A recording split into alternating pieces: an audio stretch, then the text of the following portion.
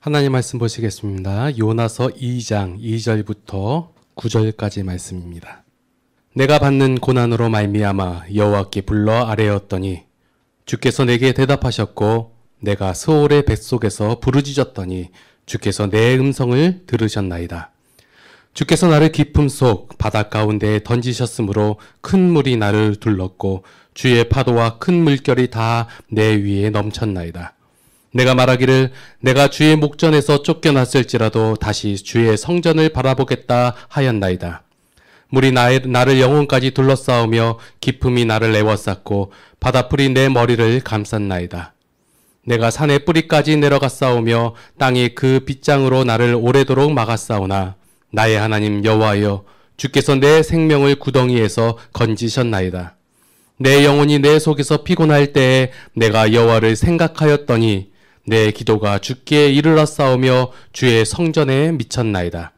거짓되고 헛된 것을 숭상하는 모든 자는 자기에게 베푸신 은혜를 버렸사오나 나는 감사하는 목소리로 주께 제사를 드리며 나의 서원을 주께 갚겠나이다. 구원은 여호와께 속하였나이다 하니라. 아멘. 예, 지난번에 이어서 원래 오바댜서와 쭉 이어서 하려고 했는데 오바댜서가 좀 길었어요. 성경을 읽다 보면, 그러니까 해석하다 보면 너무 재밌는 사실을 많이 발견하게 돼요. 오늘 요나서를 쭉 한번 읽어서 어떤 내용인지는 대충 머릿속에 들어오시죠? 예. 구약 성경이 있고 신약 성경이 있어요. 그러면 구약 성경에서 있는 선지서들이 있는데 이 선지서 그러니까 구약 성서도 그렇지만 이 선지서의 포커스는 다 어디에 맞춰 있냐면 예수 그리스도께로 맞춰 있어요. 그게 왜 그런지를 차근차근 보시면 이럴 수밖에 없구나라고 나오는 게 자, 그 전에 오바댜서 전에는 뭐 아모스서, 호세아서 있었고요. 그 전에는 예레미야서 있었고요. 이게 보면 이스라엘의 머릿속에 있는 이 선민 사상이 있잖아요. 이스라엘만의 하나님, 이스라엘만의 하나님께서 이스라엘만을 구원하신다라는 생각을 갖고 있었는데 그런 예레미야 선지자나 이런 선지자들이 유다에 대해서 예언을 하고 너희가 돌이키라 그렇지 않으면 망한다라고 얘기하고 또 아모스 선지자나 호세아 선지자를 통해서 북이스라엘에 대해서 예언을 하고 그 다음에 여기서 끝날 줄 알았더니 오바댜서가 툭 튀어나오는 거예요. 형제, 이스라엘과 형제인, 그러니까 이삭의 형인 에서의 후손인 에돔에 대해서 또 예언을 하는 거예요. 너희가 돌이켜라, 그렇지 않으면 망한다. 하나님께로 돌아오라 했는데, 이 에돔은 또 말을 안 들었어요. 물론 이스라엘도 안 들었고, 유다도 안 들었어요. 그런 다음에 여기에 이제 예언을 하고, 돌이켜라고 하나님께서 선지자를 통해서 예언을 하고, 그 다음에 어디가 나오냐면, 요나서가 나오는 거예요. 자, 요나서는 어디에 대하여 예언을 하는 거예요? 오늘 보니까 니느웨라는 성이 있어요. 니느웨. 오늘 니느웨라고 하는데 여기 인구가 지금 한 12만 명 이상 있는 거고 굉장히 큰 성읍이라고 했어요. 이게 어디냐면 이스라엘에서 북동쪽 방향에 있는데 아시리아 제국의 나중에 수도가 돼요. 그래서 굉장히 큰 성읍이고 자, 오늘 내용에서 보니까 요나가 하나님께서 요나라는 선지자에게 하나님의 말씀을 주시는 거예요. 너는 니느웨에 가서 거기서 선포하라. 선지자들의 사명은 가서 거기 그 성을 회개하게 만들어라. 가서 뭐 큰 성전을 지어라. 교회를 세워라. 이런 얘기를 안 하시고 하나님께서는 선지자들이 뭘 하시냐면 선포하라고 하세요. 하나님 말씀을 그냥 전하라 라고 하는 거예요. 그러면 요나는 그냥 가서 전하면 되잖아요. 짧은 글이니까 뭐 가서 전하면 되는데 굉장히 싫어하면서 도망가요. 선지자가. 자, 왜 그랬냐면 그 시대적 배경을 좀 아셔야 되는 게 뭐냐면 아수르가 계속해서 쳐들어오는 거예요. 그러면 여기 북이스라엘이 나중에 722년 경에 멸망을 당하고 아수르에 의해서 멸망을 당하거든요. 그냥 쉽게 생각하면 적군인 나라예요. 옛날에 우리나라를 일본이 먹었잖아요. 그래서 식민지 삼았잖아요.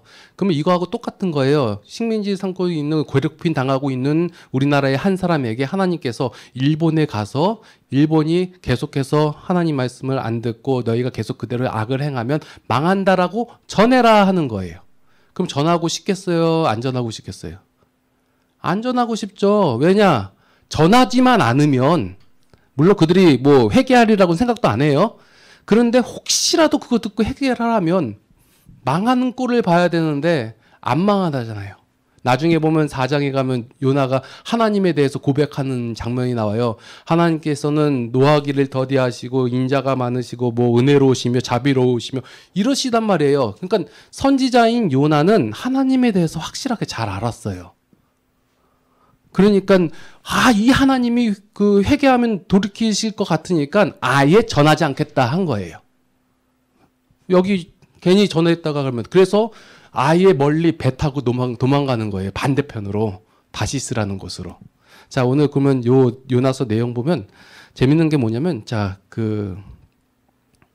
요나에게 하나님 말씀이 임하니까 그 다음에 어디로 가냐면 바닷가로 내려가요.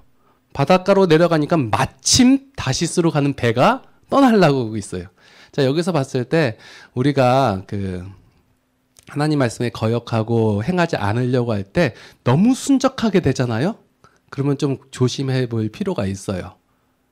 이게 하나님께서 예비하신 거다라고 생각하시면 안 되고, 이건 뭔가 잘못되고 있구나라고 생각해야 되는데, 자, 마침 다시스로 가는 배가 있어서 배값을 치르고 들어가는데, 이 배가 어떤 배냐면, 지붕이 있는 배예요. 지붕이 있는 배. 그래서 요나가 뭘 하냐면 여호와의 얼굴을 피하여 일어나 도망가는 거예요. 이건 뭐냐면, 이 배에 들어가서 보면 배 맨 밑바닥에 숨어 있는 거예요. 하나님의 얼굴을 안 보이겠다. 그러니까 가려졌다 해가지고 숨어 있어서 점점 아래로 내려가고 있는 거예요. 그러다가 어디까지 가요? 수올이라고 하는 물고기 뱃속까지 완전히 내려가는 거예요. 예. 이렇게 참 대충 써놓은 것 같은데 이 문학적 구조가 아주 재밌게 돼 있어요. 그래서 거기서 스올에서 구원하시는 하나님의 역사하심이 나오는데 예수님께서 이제 사람들이 나에게 징조를 보여라, 기적을 보여라, 이적을 보여라 할 때 그 징표가 무엇이냐 할 때 요나의 기적밖에는 얘기할 게 없다라고 말씀하신 것처럼 이 내용이 거기서 나오는 거예요. 자, 그러면 이스라엘 백성에게 있어서, 그러니까 요나는 이스라엘 백성, 유대인 선민 사상이 그대로 있는 사람인데, 있어서 그러니까 그들만의 하나님인 줄 알고 있었어요. 요즘 1장의 내용에 보면 이 배 선장이나 일하는 사람들이나 거기 있는 사람들이 모두 하나님을 섬기는 사람들이 아니에요. 여기 바닷가에 있는 사람들이 각각의 신들을 섬겨요. 예. 그래서 보면 풍랑이 일어날 때 각각의 신을 부르면서 요나한테 와서 깨우면서 이렇게 하는 거예요. 네 하나님한테 얘기해라. 여기서 하나님은 신이라는 뜻이에요. 여호와 하나님을 얘기하는 것이 아니라 네 신한테도 해라. 보니까 꼴 보기 싫은 거예요. 얘는 누워서 자고 있고 우리는 힘들게 일하고 있는데 풍랑이 일어나고 있는데 넌 뭐하냐? 네 손 신에게 기도해라 해가지고 해라 했어요. 그런데 더 심해지니까 사람들이 생각하는 게 뭐냐면 이 원인이 누구한테서 나왔냐라는 거예요. 예. 그래서 제비를 뽑았는데 요나가 걸린 거예요. 그래서 물어보니까 내가 하나님께로부터 신탁을 받았는데 그것을 행하지 않고 도망가니까 이렇게 됐다 해가지고 무리가 무서워하는 거예요. 그래서 그래도 뭐 이 사람은 뭐 어떻게 할 수 없으니까 계속해서 애를 쓰는 거예요. 예. 여기서 우리가 바라봐야 할 게 뭐냐면 하나님께서 말씀하시고 정하신 것이 있는데 그것을 인간적인 생각과 어떤 다른 방법으로 이겨내려고 하면 그게 애쓰음이 되지만 그것이 결국은 뭐냐면 고생으로 된다는 거예요. 그래서 요나가 나를 이거 바닷가에 던지면 되겠다라고 하고 자포자기하는 심정으로 얘기를 하니까 뱃사람들이 던졌거든요. 그 순간 바다가 뛰놀던 게 멈춘단 말이에요. 자, 하나님께서는 이스라엘만의 하나님이 아니다라는 걸 차근차근 보여주시기 위해서 먼저 뱃사람들에게 보여주시는 거예요. 각각의 신을 섬기고 있던 그 사람들에게, 그 신들에게 아무리 부르짖어도 잠잠하지 않고 여전히 자신들의 재물의 손해와 물체적인 손해를 당하고 있을 때 하나님을 섬기던 사람이 이렇게 얘기하니까, 던지니까 결국은 잠잠해졌거든요. 그러면 사람들이 고백하는 게 뭐예요? 아, 내가 부르짖던 신이 참신이 아니구나. 비록 하나님이 무서운 하나님으로 다가올지라도 이 하나님이 참 요나라는 사람이 섬기던 그 이스라엘의 하나님이 참 신이구나라고 알게 돼서 그 다음에 내용이 바뀌는데 어떻게 바뀌냐면 16절에 1장 16절을 보니까 그 사람들이 여호와를, 여기서 여호와라고 하거든요. 그전에는 하나님께라고 그냥 일반적인 신을 얘기하다가 여호와 하나님이라고 그 이름이 정확하게 얘기하는 거예요. 그래서 여호와를 크게 두려워하여 하나님을 이제 알게 된 거예요. 그러니까 이 구조 속에서 먼저 뱃사람들이 하나님을 고백하는 거예요. 아, 참신, 여호와만이 한 참신이시다라고 고백하면서 그에게 예배하고 제사하고 그 다음에 서원을 하는 거예요. 자, 그래서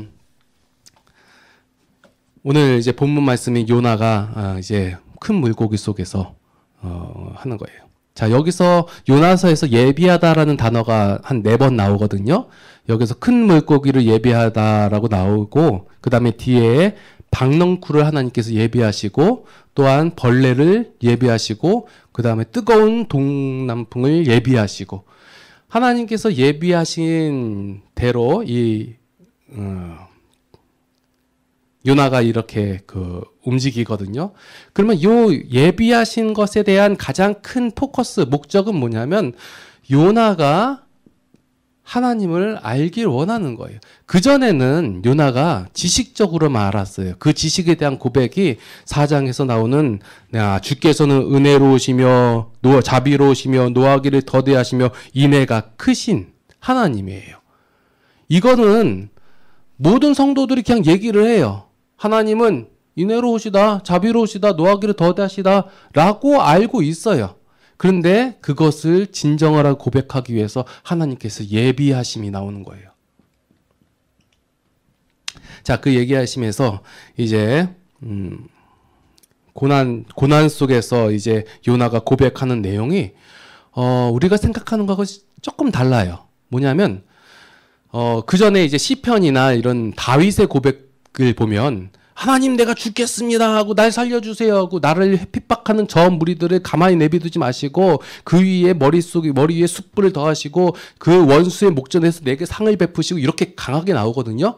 그런데 요나는 뭘 얘기하냐면 그러니까 수월의 뱃속에서 내가 하나님께 부르짖었다. 그랬더니 주께서 내 음성을 들었다 이거예요. 음성을 듣고 그리고 나서 내가 하나님의 성전을 바라본다 말하면서 여호와를 생각했더니 내 기도가 주께 이르러 싸우며 주의 성전에 미쳤나이다 하면서 뭘 얘기하냐면 감사의 고백을 하는 거예요.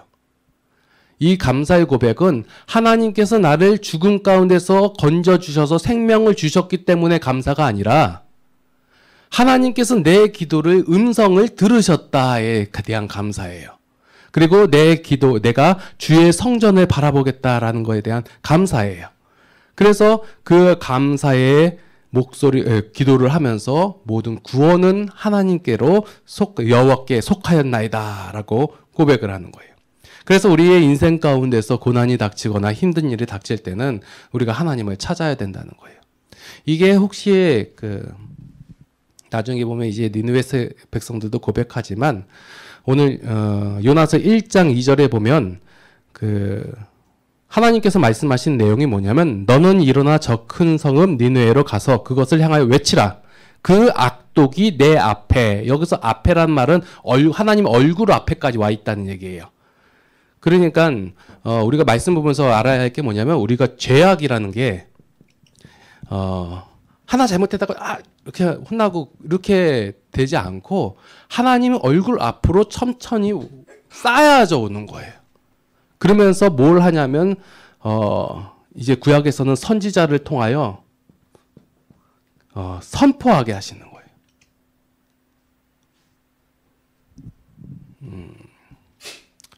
이게 요 마음이 요나의 마음이 어떤지는 제가 조금 이해가 되는 것 같아요. 왜냐하면 이럴 마음이 있었어요. 그러니까 제가 알고 있는 이 하나님 있잖아요. 그러니까 말씀을 제가 해석하는 부분이 다른 분들하고 조금 다른 부분이 뭐냐면 하나님께 열심을 내고 하나님께 충성을 하고 하나님께 헌신 봉사를 하면 하나님께서 은혜를 내려주신다라는 개념으로 설교를 한 적이 없어요. 뭐라고 어떻게 설교하냐면 하나님께서 은혜를 주셨기 때문에 내가 헌신하며 봉사하며 하나님께 하나님을 높이는 것이다라고 말씀을 드리는 거예요. 이렇게 말을 하면 사람들이 싫어해요.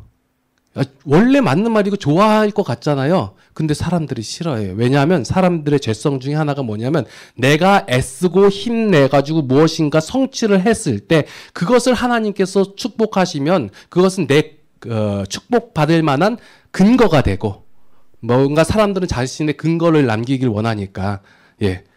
그래서 하나님께서는 무조건 은혜를 주신다는 단어를 인정하면서 싫어하는 거예요. 예. 그래서 저는 이렇게 설교를 계속 하니까 사람들이 좀 안 좋아해가지고 언젠가는 제가 말씀을 안 전하겠다라는 마음을 먹은 적도 있어요. 왜냐하면 뭐 이렇게 전해봤자 뭐하냐라고 생각할 수도 있고 그리고 그렇게 전한다면 사람들이 반응이 좀 좋고 뭐 사람들한테 많이 모이면 좋지만 모이지도 않고 그러니까 하기 싫어할 때도 있어요. 그런데 요나서 보니까 선지자의 하는 역할은 그냥 전하는 역할이에요. 가만히 내어버려 두면 그 죄악으로 인하여 멸망당할 수밖에 없는 게 인간의 인생이에요. 그런데 선포하라고 하잖아요. 하나님께서는 중언부언하지 않고 하나님께서는 말씀하신 것을 꼭 지키시는 하나님이시잖아요. 그러면 이래를 멸망한다 했으면 그 말씀대로 멸망시켜야 되잖아요. 그런데 하나님을 멸망도 안 하세요. 이 말의 의미는 뭐냐면 하나님이 자기가 뱉은 말을 도로 삼킨다는 거예요. 그런 모욕과 순환을 당하면서까지 그 백성들을 살리고 구원하고자 하는 게 하나님의 심정이거든요. 그게 요나서에 이렇게 쫙 나와 있는 거예요. 예. 그래서 다시 돌아와서 2장에서 보니까 요나가 이 인생의 유일한 구원이 하나님이시라는 걸 알고 그 고백 후에 고백을 하고 나니까 요나의 마음은 나를 다시 살려주세요라는 고백이 아니에요. 그냥 여호와 하나님께 감사합니다 하고 끝이에요. 인생의 모든 것을 내려온 상황에서 10절에 보니까 여호와께서 그 물고기에게 말씀하시되 요나를 육지에 토하니라. 새로운 삶을 얻은 거예요. 구원의 삶을 얻은 거예요. 자, 우리가 하나님을 믿고 하나님을 알게 됐잖아요. 그럼 여호와 하나님은 나의 하나님이시오 나의 구원자시오 내가 예수 그리스도를 믿음으로 말미암아 구원을 얻었나이다라고 고백을 하잖아요. 그러면 새로운 삶을 얻게 된 거예요. 구원의 삶을 얻게 된 거예요. 그러면 이제 이가 새로운 삶을 살게 되는데 자, 요나의 삶을 한번 볼게요. 요나의 삶은 새로운 삶을 얻었어요. 구원의 삶을 얻었어요. 그런데 그 새로운 삶이 하나님의 심정을 소유한 삶은 아니었다예요. 자, 니느웨 성에 다시 갔어요. 이제 어디로 도망가면 안 된다는 사실을 알고 니느웨에 가서 뭘 하냐면 이 성읍이 어떤 성읍이냐면 친절하게 설명되어 있어요. 3일 길을 돌아다녀야 여기를 한 바퀴 돌 수 있다는 거예요. 근데 요나는 어떻게 했냐? 하루 만에 이렇게 가로질러 갔는지 어떻게 했는지 하루 만에 가면서 말씀도 하나님께서 주신 그대로 말씀을 선포한 게 아니에요. 가서 뭐라고 1장에서는 하나님께서 그 성읍을 향하여 그 악독이 내 앞에 상달되었습니다 하고 외치라고 했는데 그 3장에 가보니까 그 하루 동안 외쳐 이르되 야 40일이 지나면 너네가 무너진다 이래 버리는 거예요. 자, 이걸 보면서 제가 깨달은 말씀 중에 하나가 뭐냐면 하나님이 전한 대로 그 말씀 그대로 전하지 않더라도 그냥 대충 전하고 그랬는데도 불구하고 그러면 우리가 생각하기에 목회자가 대충 하고 하나님 말씀도 곡해해서 말씀을 전하고 흔히 보면 우리 선교사 분들 있잖아요. 예전에는 그 선교사분들이 체계적인 훈련을 받고 나간 것이 아니라 열정과 뜨거움만 갖고 나갔거든요. 그래서 하나님의 말씀에 대해서 그렇게 깊이 있게 아니면 좀 곡해하게 전하는 경우가 있었어요.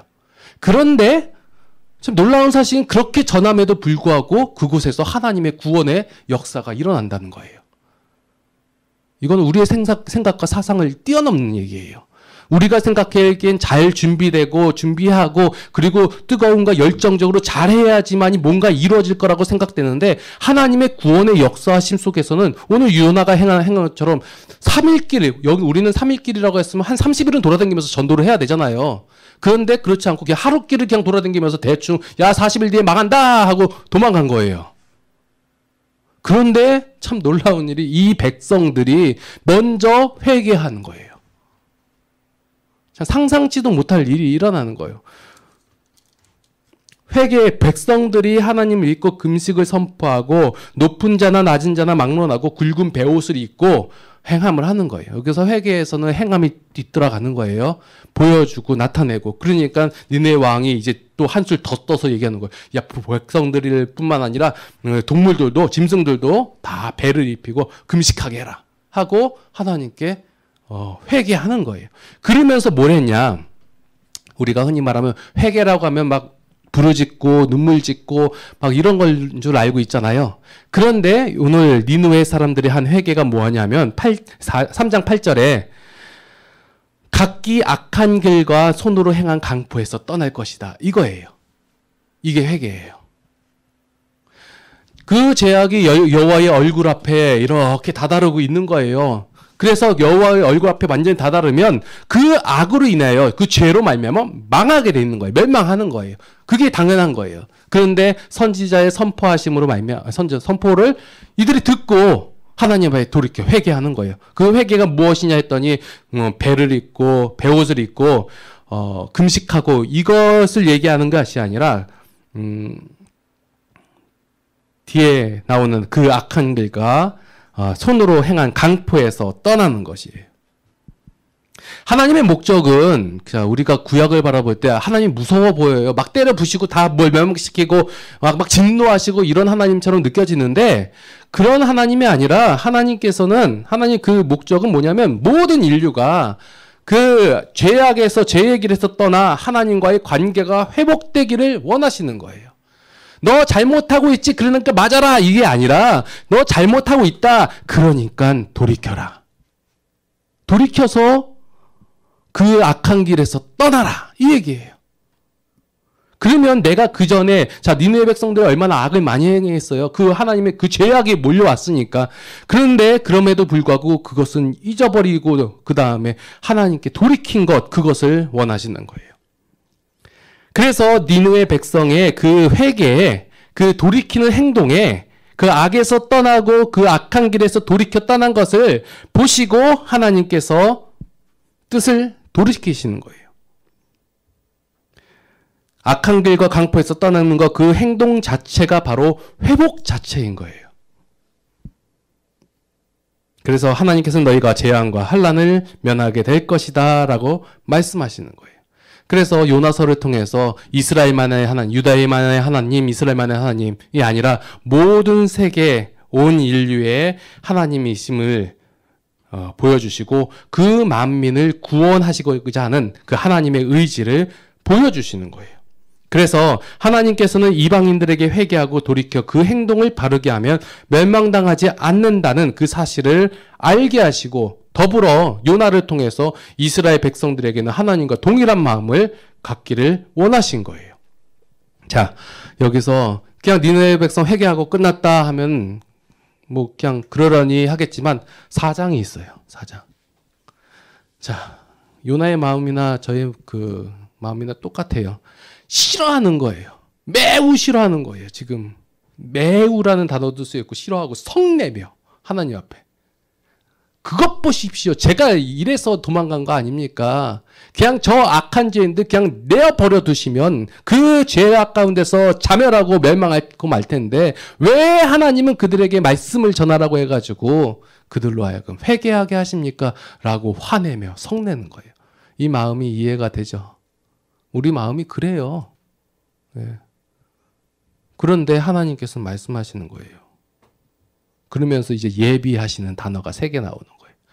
자, 그래서 하나님께서 이렇게 승질을 내버리고, 그러면 하나님께서 이제 저 니느웨 백성들에게 재앙을 내리시겠구나 하면서 성 밖에 멀리 떠들어가지고 그 성이 보이는 곳에다 움막을 짓고 기다리는 거예요. 어떻게 망하나. 옛날에 소돔과 고모라처럼 불과 불로써 심판하시려나 하고 이렇게 보고 있는 거예요. 그때 하나님께서 예비하시는 게 아니고 박넝쿨을 예비하시는 거예요. 박넝쿨로 인해서 얼마나 시원해요. 이스라엘 같은 경우는 뜨겁고 건조한 지역이에요. 그래서 밤에는 춥고 낮에는 굉장히 덥거든요. 근데 박넝쿨 그러니까 이런 나라에서는 그늘 안에만 있으면 시원해요. 저는 못 가봤지만 그렇대요.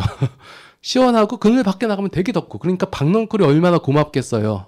고마운데 하룻밤 만에 하나님께서 벌레를 예비하셔서 갉아먹게 하셔가지고 시들게 하니까, 자, 요나가 얘기하는 게 보시면, 자, 4장 8절에 보니까 요나의 머리에, 해는 요나의 머리에 쪼임에 요나가 혼미하여 스스로 죽기를 구하여 이르되 사는 것보다 죽는 것이 내게 나으니이다 하니라. 자, 보세요. 요나가 지금 어떤 사람이에요? 물고기 뱃속에서 구원받은 새로운 삶을 사는 사람이에요. 흔히 말하는 구원받은 백성이에요. 그가 얘기하는 게 뭐냐면, 하나님 나 죽겠습니다. 봐요. 하나님께서 행하신 일에 대해서 성내며 욕하며 화를 내고 싫어하고, 그런 다음에 해배가 좀 째이니까 힘들고 혼미해지니까 하나님 내가 차라리 죽겠나이다 하고 얘기하는 거예요. 이게 우리의 모습이에요. 저 사람 교회 다니는데요? 저 사람 예수 믿은 지 굉장히 오래됐는데요? 새로운 삶을 사는 구원받은 백성인데요? 그게 바로 요나의 삶이라고요, 지금 보니까. 그러면 하나님께서는 4장에서 그럼 결국적으로 뭘 얘기하고자 하시냐? 새로운 삶을 얻었고 구원받은 삶, 생명을 얻었지만 그 삶을 살아갈 때 우리가 뭐냐면 자라나는 신앙을 소유해야 한다는 거예요. 그 자라나는 신앙이 뭐냐면 맨 마지막에 이 4장 11절에서 말씀하시는 그 하나님의 마음이에요. 뭐냐면 하물며 이 큰 성읍 니느웨에는 좌우를 분별하지 못하는 자가 12만 명이요 가축도 많이 있나니 내가 어찌 아끼지 아니하겠느냐 하시니라. 온 세상 인류를 아끼시며 그들로 하여금 돌아오기를 원하시는 그 하나님의 마음을, 그 심정을 요나도 소유하기를 원하셨다는 거예요. 우리는 여태까지 옳고 그름으로 신앙생활을 해왔어요. 저 사람은 악하니까 멸망해야 합니다. 저 사람 잘못했으니까 틀렸습니다. 라고 생각을 하고 있는데 하나님의 마음은 그렇지가 않아요. 신앙생활은 우리가 옳고 그름으로 하는 게 아니라 하나님의 심정으로 하는 거예요. 그래서 보십시오. 이 제도가 옳습니다. 이렇게 하는 방법이 맞습니다. 이게 옳으냐라고 하는 거예요. 그래서 4장 4절에 보니까 이르시되 내가 성내는 것이 옳으냐라고 얘기하고, 또 어디서 옳으냐가 나왔는데 계속 옳으냐가 나오는 거예요. 그런데 맨 마지막에는 보니까 심정으로 얘기하는 거예요. 자, 여기서 말씀을 통해서 우리가 깨달은 것은 무엇이냐면, 아무리 구원받고 새 생명을 얻고 새로운 삶을 산다 할지라도 여전히 그 제약된 성품과 속성과 습성이 남아있다는 거예요. 그런 자들에게 하나님께서는, 니느웨 백성들도 이제 간신히 구원이잖아요. 그러면서 얘기하는 게 돌이키는 거거든요. 그러면서 더 나아가서 요나에게 요구하신 것처럼 그 하나님의 심정을 소용하기를 원하는 거예요. 그들을 아끼는 마음. 그 마음에 의해서 그 뒤에 얘기가 안 나와요. 그 뒤에 얘기는 이제 신약에서 나와요. 예수 그리스도로 말미암아.